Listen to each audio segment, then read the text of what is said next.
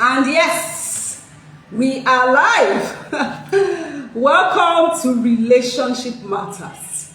My name is Dr. Ufoma Nwachukwu, and I am your compass to building relationship that lasts. You can see me and you can hear me. I'd like you to come up with the love emojis, because this is True Love Talk and we love the love emojis. So last week we started a new series on choices in relationships, and our focus for last week was on choosing yourself. Yes, telling yourself that I am enough.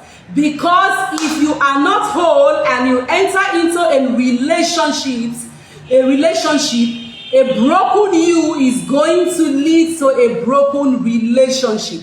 That marriage, that relationship will not work. You have to be whole, you have to heal. Before you say, I do, you must first of all say, I am healed. So today we are taking it a step further. We are going to be looking at making the right choice of a partner in a relationship, in a marital relationship. That is the emphasis. Do you know that sometimes we mistake chemistry for confirmation and conviction from God, whereas they are not true and they are not the same?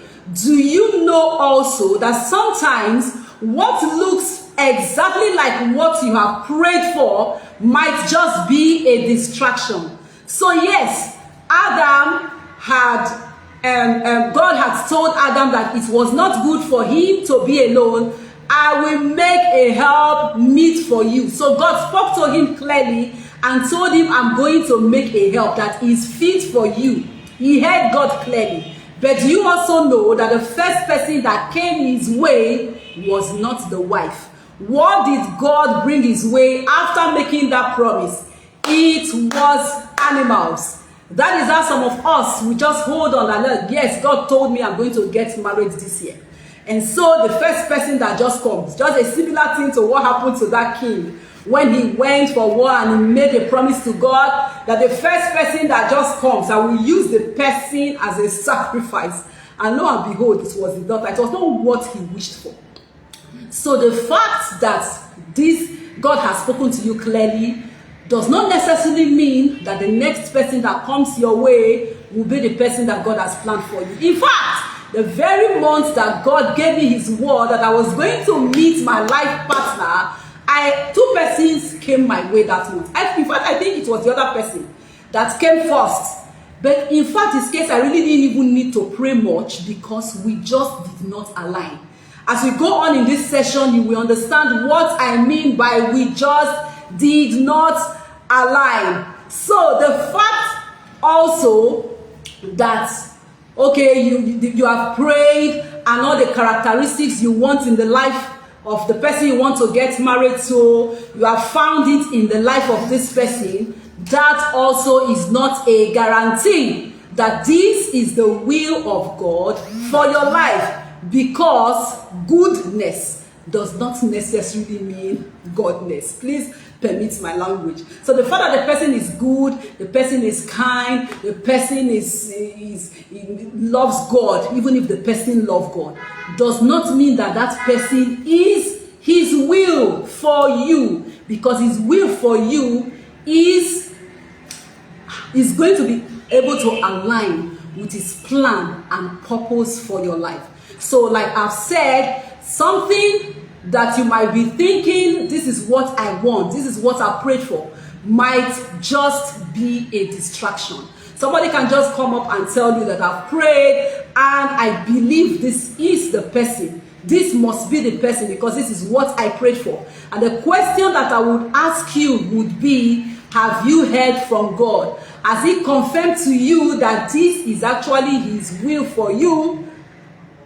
Or you are trying to carry him along in the process. So you have presented your will to him and then you are telling him to just align with what you want.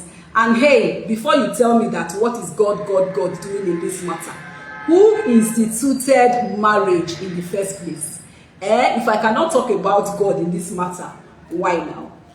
Because it is God that instituted marriage. He is the author of marriage. So why should we even talk about it if you do not want God to be involved in the process? Like I always say, he is the Alpha, he is the originator, and if you want your marriage to work, then you must involve God in the process. So God's will might stretch you, but it's not going to shrink you. It's not going to make you to be confused. God's will might look as if it is not convenient at that moment, but it is not going to bring confusion. So whenever there is panic in the place of peace, you have to do what the Bible tells us a number of times in the book of Psalms. He will say Selah. What is the meaning of Selah? Selah means stop and think. Ugoma ukebu. Glad to have you here. So as I was saying, if you are having panic in the place of peace, you have to stop and think. Today I want us to look at 3 major ways that would help you discern if you are in the will of God, if you're on the right track.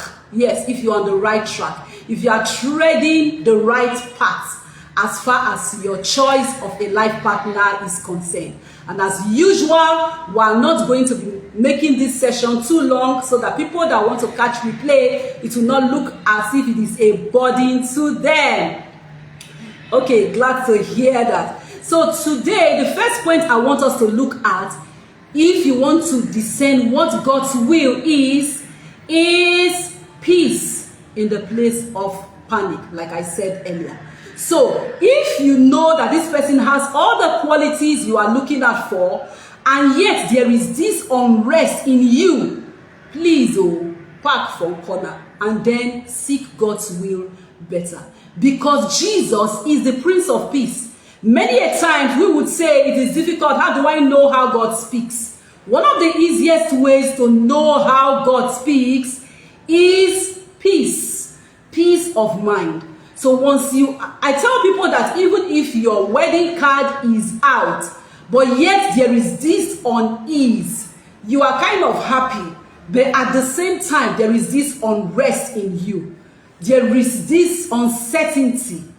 Please put a hold on it, because you might end up entering something that you would regret for the rest of your life. So peace of mind is one of those things that would help you. Now the second one we'll look at is that which is the right choice will align with your purpose. So if there is chemistry and then it does not align with your purpose, it means you are going to enter into something that will detach you for the will of God for your life. Because God's will and plan for you in marriage should multiply you as far as your purpose and your destiny work is concerned. So look at your destiny work and ask yourself, does one of the partners have to shrink for the other person to shine? Like, does he have to shrink for her to shine, or does she have to shrink for him to shine? That means that your purposes are not aligned. Because if it is aligned, you are both supposed to complement each other, not to compete. You are supposed to complement, not compete. So it's not a situation where you get into the relationship, you were already chasing 1,000, and because you are now in this relationship, you have lost zeal about the plan and purposes of God, you are now chasing even 1, not even 100. But if your purposes are aligned, if you were chasing 1,000 before you came into that partnership, both of you working as a force should be able to chase 10,000. So, like I said, the second point that will help you to understand that you are in the right track is that your purposes must align. So you need to reflect and ask yourself, is this person multiplying me, or the person is causing me to shrink?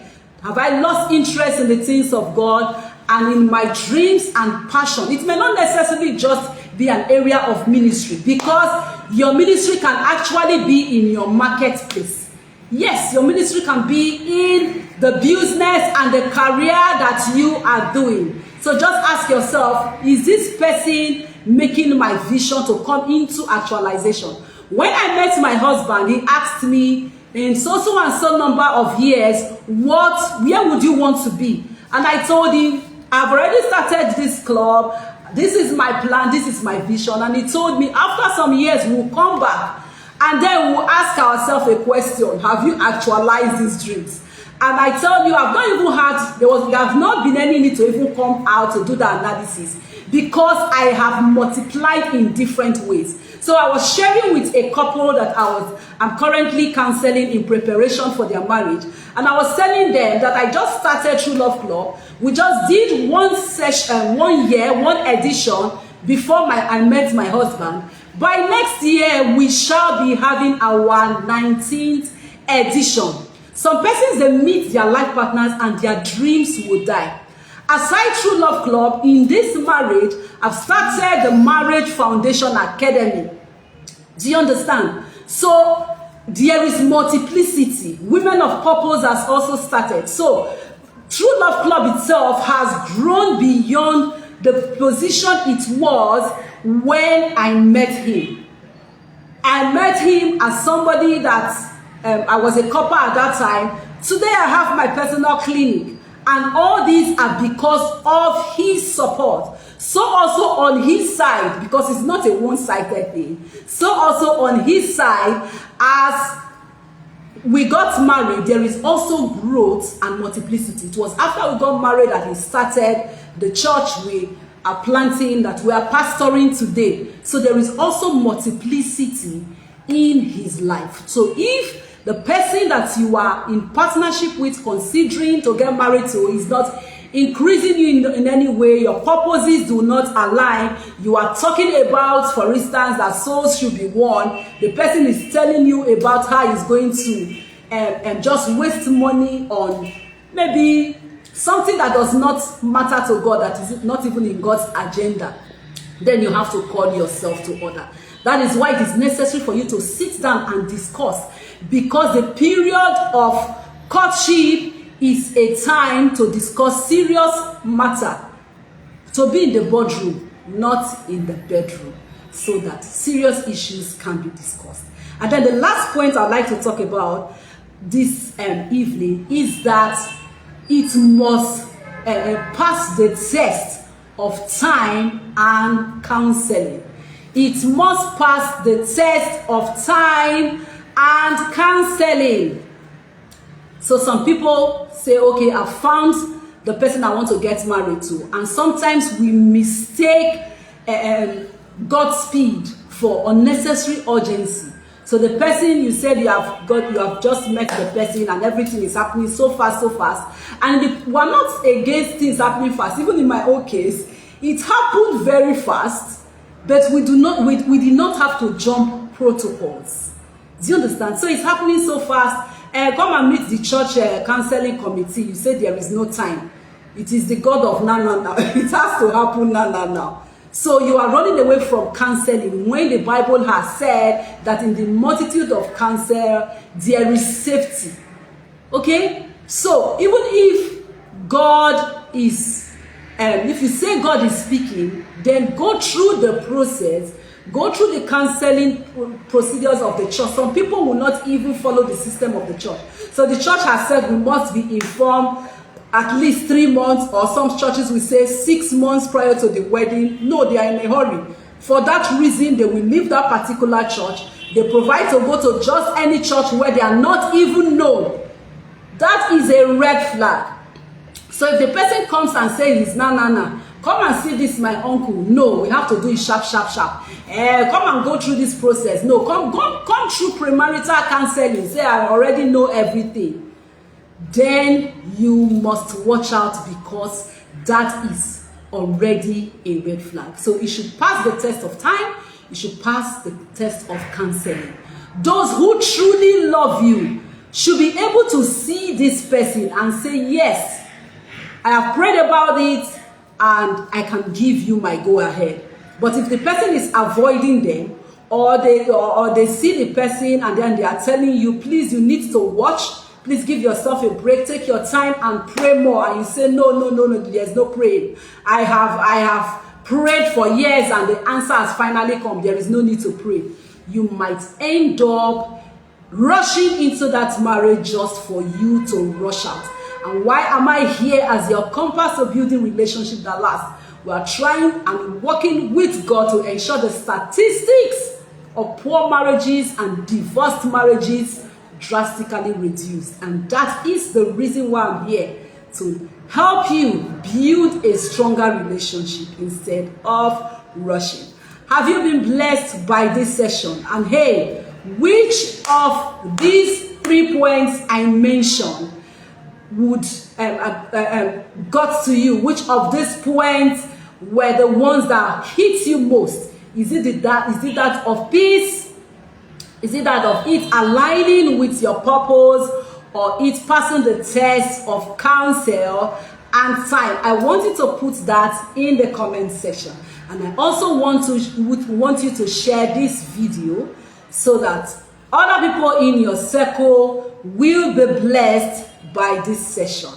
Have you subscribed to our channel on YouTube? If you have not, do subscribe to Relationship Matters with Dr. Ufoma Nwachukwu. And until our next edition, don't you ever forget that you deserve the best.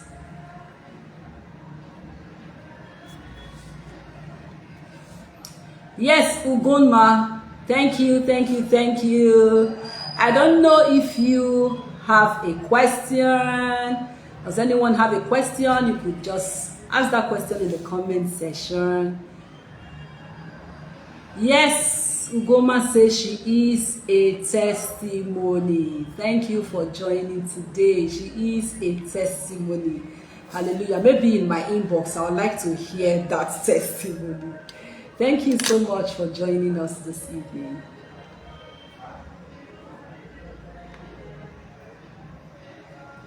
Okay, bye.